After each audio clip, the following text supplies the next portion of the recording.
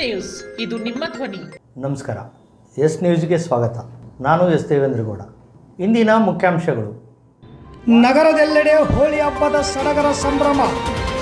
ಕ್ಷಯರೋಗ ಮುಕ್ತ ಭಾರತ ನಿರ್ಮಾಣ ಮಾಡೋಣ, ಡಾಕ್ಟರ್ ಅಯ್ಯನಗೌಡ.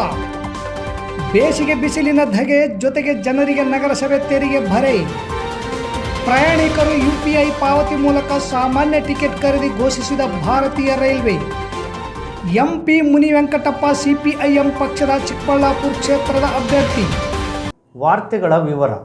ವಿವಿಧ ಬಣ್ಣಗಳಿಂದ ಕೂಡಿದ ವರ್ಣರಂಜಿತ ಹಬ್ಬವೇ ಹೋಳಿ ಹಬ್ಬ. ಈ ಮನೋರಂಜನೆ ಹಬ್ಬವನ್ನು ನಗರಾದ್ಯಂತ ಮಕ್ಕಳು, ಯುವಕರು, ಯುವತಿಯರು ಸೇರಿದಂತೆ ಎಲ್ಲರೂ ಒಡ್ಗೂಡಿ ಪರಸ್ಪರ ಒಬ್ಬರಿಗೊಬ್ಬರು ಬಣ್ಣ ಎರಚಿಕೊಳ್ಳುತ್ತಾರೆ. ಈ ಬಣ್ಣದ ಓಕುಳಿ ಹಬ್ಬವನ್ನು ವಸಂತ ಕಾಲದ ಸುಗ್ಗಿಯ ಹಬ್ಬವೆಂತಲೂ ಪರಿಗಣಿಸುವುದರಿಂದ ಅನೇಕರು ತಮ್ಮ ಸಂಬಂಧಿಕರು, ಹಿತೈಷಿಗಳು ಮತ್ತು ಸ್ನೇಹಿತರೊಂದಿಗೆ ಹತ್ತಿರವಾಗಲು ಬಣ್ಣಗಳನ್ನು ಹಚ್ಚುವ ಮೂಲಕ ಸಂಭವಿಸುತ್ತಾರೆ. ಈ ಹೋಳಿ ಹಬ್ಬವು ಪ್ರಪಂಚದ ವಿವಿಧ ಭಾಗಗಳಲ್ಲಿ ಆಚರಿಸಲಾಗುವ ಪ್ರಸಿದ್ಧ ವರ್ಣರಂಜಿತ ಹಿಂದೂ ಹಬ್ಬವಾಗಿದೆ. ಹಬ್ಬಗಳು ನಾವು ಸಂತೋಷದಿಂದ ಆಚರಿಸಲಾಗುವ ಸುಸಂದರ್ಭಗಳಾಗಿವೆ. ಹಬ್ಬಗಳ ನಾಡು ಎಂದು ಕರೆಯಲ್ಪಡುವ ಭಾರತದಲ್ಲಿ ವಾಸಿಸುವ ಜನರು ಇಡೀ ವರ್ಷದಲ್ಲಿ ವಿವಿಧ ಹಬ್ಬಗಳನ್ನು ಆಚರಿಸುತ್ತಾರೆ. ಭಾರತೀಯರು ಯಾವುದೇ ಧರ್ಮ, ಜಾತಿ ಎಂಬ ಹಂಗಿಲ್ಲದೆ ಎಲ್ಲ ಹಬ್ಬಗಳನ್ನು ಒಟ್ಟಿಗೆ ಆಚರಿಸುವುದು ವಿಶೇಷ. ನಗರದೆಲ್ಲೆಡೆ ಮಂಗಳವಾರ ಯುವಕ ಯುವತಿಯರು, ಮಕ್ಕಳು ಪರಸ್ಪರ ಬಣ್ಣ ಎರಚಿಕೊಂಡು ಹೋಳಿ ಹಬ್ಬವನ್ನು ಸಡಗರ ಸಂಭ್ರಮದಿಂದ ಆಚರಿಸಿದರು. ಈ ವೇಳೆ ಸುದೀಪ್, ದತ್ತು, ವಿಕಾಸ್, ಮಂಜುನಾಥ್, ಸುರೇಶ್, ವಿಷ್ಣು, ಮಾದೇಶ್, ಅಮರೇಶ್ ಸೇರಿದಂತೆ ಅನೇಕರು ಹೋಳಿ ಹಬ್ಬದಲ್ಲಿ ಭಾಗಿಯಾಗಿದ್ದರು. ಭಾರತ ದೇಶವನ್ನು 2025ರೊಳಗೆ ಕ್ಷಯರೋಗ ಮುಕ್ತ ಭಾರತ ನಿರ್ಮಾಣ ಮಾಡೋ ಗುರಿ ಹೊಂದಲಾಗಿದೆ ಎಂದು ತಾಲೂಕು ಆರೋಗ್ಯ ಅಧಿಕಾರಿಗಳಾದ ಡಾಕ್ಟರ್ ಅಯ್ಯನಗೌಡ ಅವರು ಹೇಳಿದರು.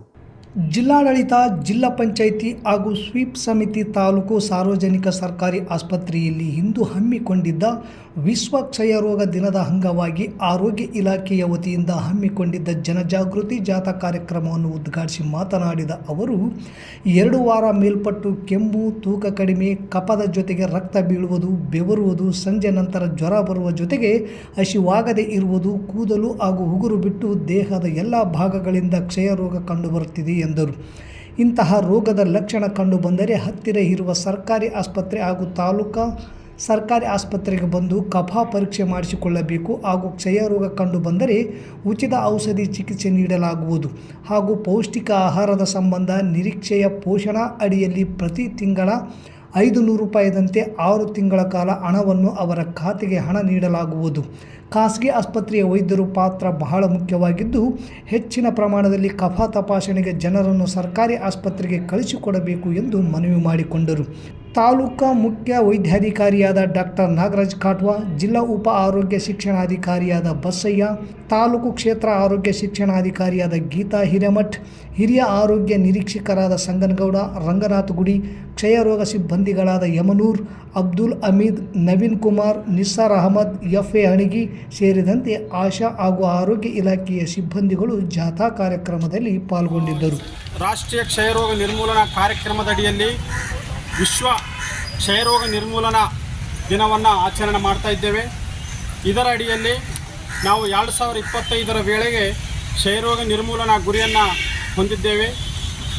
ಇದರ ಅಡಿಯಲ್ಲಿ ಸಾರ್ವಜನಿಕರಲ್ಲಿ ವಿನಂತಿ ಮಾಡಿಕೊಳ್ಳುವುದೇನೆಂದರೆ, ಎಲ್ಲ ಸಾರ್ವಜನಿಕರು ಕ್ಷಯರೋಗದ ಲಕ್ಷಣಗಳಾದ 2 ವಾರ ಅಥವಾ ಹೆಚ್ಚಿನ ಅವಧಿಯ ಕೆಮ್ಮು ಮತ್ತು ಕಫದಲ್ಲಿ ರಕ್ತ ಬೀಳುವುದು ಹಾಗೂ ಎದೆನೋವು, ಈ ಎಲ್ಲ ಜ್ವರ, ವಿಶೇಷವಾಗಿ ರಾತ್ರಿ ವೇಳೆ ಬೆವರುವುದು, ತೂಕ ಕಡಿಮೆಯಾಗುವುದು, ಹಸಿವಾಗದಿರುವುದು, ಕುತ್ತಿಗೆ ಮತ್ತು ಕಂಕುಳಿನ ಭಾಗದಲ್ಲಿ ಗಂಟುಗಳು, ಈ ಎಲ್ಲ ಲಕ್ಷಣಗಳು ಕಂಡುಬಂದಲ್ಲಿ ಸಾರ್ವಜನಿಕರು ಅತಿ ಸೂಕ್ಷ್ಮವಾಗಿ ಅವುಗಳನ್ನು ಗಮನಿಸಿ ಹತ್ತಿರದ ಪ್ರಾಥಮಿಕ ಆರೋಗ್ಯ ಕೇಂದ್ರ ಹಾಗೂ ಸಾರ್ವಜನಿಕ ಆಸ್ಪತ್ರೆಯಲ್ಲಿ ವೈದ್ಯರನ್ನು ಭೇಟಿ ಮಾಡಿ ತಕ್ಷಣವೇ ಕಫ ಪರೀಕ್ಷೆ ಮಾಡಿಕೊಳ್ಳಬೇಕಾಗಿ ಸಾರ್ವಜನಿಕರಲ್ಲಿ ವಿನಂತಿ ಮಾಡಿಕೊಳ್ತೇನೆ.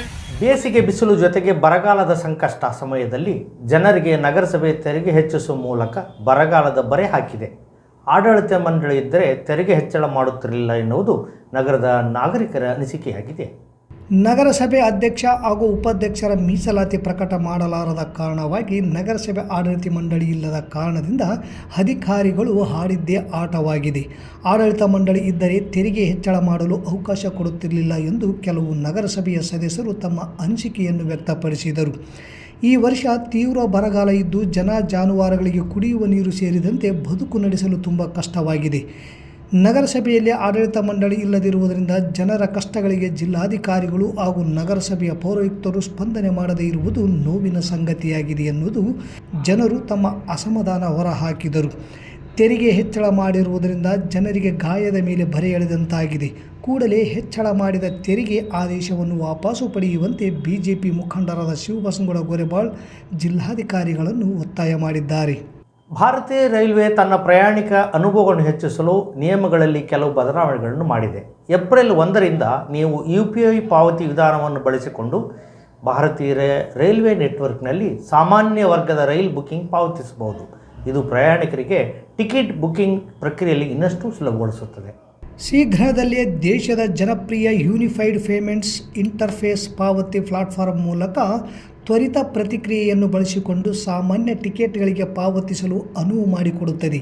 ಇನ್ನು ವಿವರವಾಗಿ ಹೇಳುವುದಾದರೆ, ರೈಲ್ವೆ ನೆಟ್ವರ್ಕ್ನಲ್ಲಿ ಸಾಮಾನ್ಯ ರೈಲು ಟಿಕೆಟ್ನಲ್ಲಿ ಪ್ರಯಾಣಿಸಲು ಬಯಸುವವರು ಬುಕ್ಕಿಂಗ್ಗಾಗಿ ಹಣವನ್ನು ನಗದು ರೂಪದಲ್ಲಿ ಪಾವತಿಸಬೇಕಾಗಿಲ್ಲ.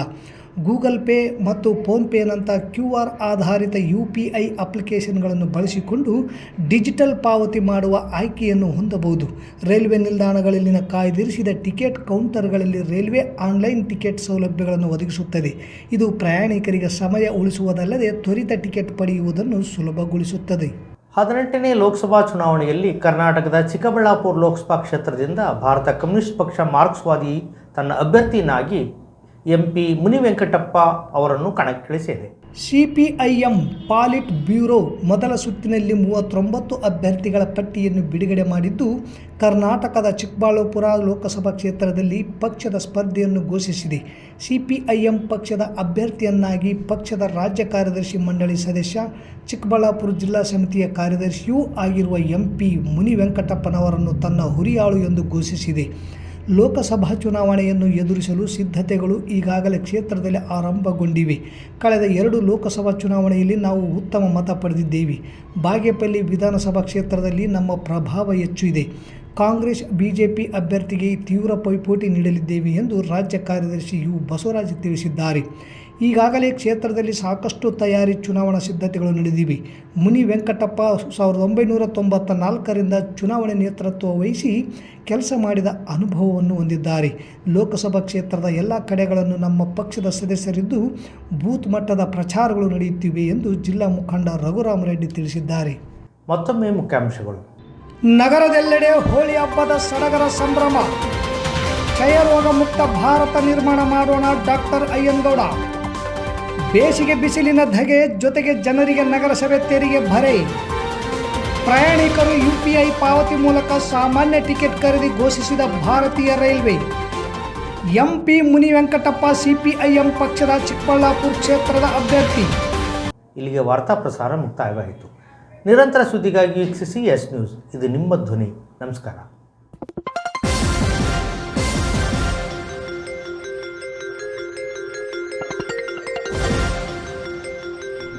S ನ್ಯೂಸ್, ಇದು ನಿಮ್ಮ ಧ್ವನಿ.